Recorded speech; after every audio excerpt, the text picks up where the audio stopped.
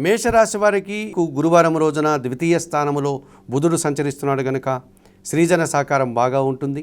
జన సహకారంతో వృత్తి ఉద్యోగ వ్యాపారాలు అభివృద్ధి పథంలో ముందుకు సాగుతాయి. ఆర్థికపరమైనటువంటి అభివృద్ధిని అవసరాలను తీర్చుకోగలుగుతారు.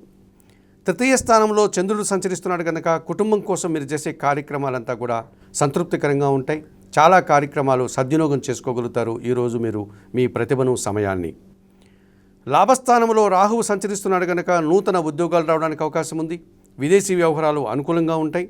అలాగే నూతన వ్యక్తుల వల్ల కూడా మీరు లాభాలను అందుకోగలుగుతారు. వ్యయములో శుక్రుడు సంచరిస్తున్నాడు కనుక మంచి ఫలితాలను పొందడానికి అవకాశం ఉంది. మీ మాటకు విలువ పెరుగుతుంది. సంతోషంగా కాలం గడుపుతారు. అలాగే వ్యయములో శని సంచారం కాస్త ఇబ్బందిగా మారుతోంది. ఏల్నాటి శని దోషం ఉంది కనుక పని భారము శ్రమ అధికమయ్యేటువంటి సూచనలు కనిపిస్తోంది. ఆకుపచ్చ రంగు వస్త్రధారణ చేయండి. ఈశ్వరుని దర్శించుకోండి. రావణాష్టకం చదువుకోండి. నల్ల ద్రాక్షను పేదవారికి దానం చేయండి.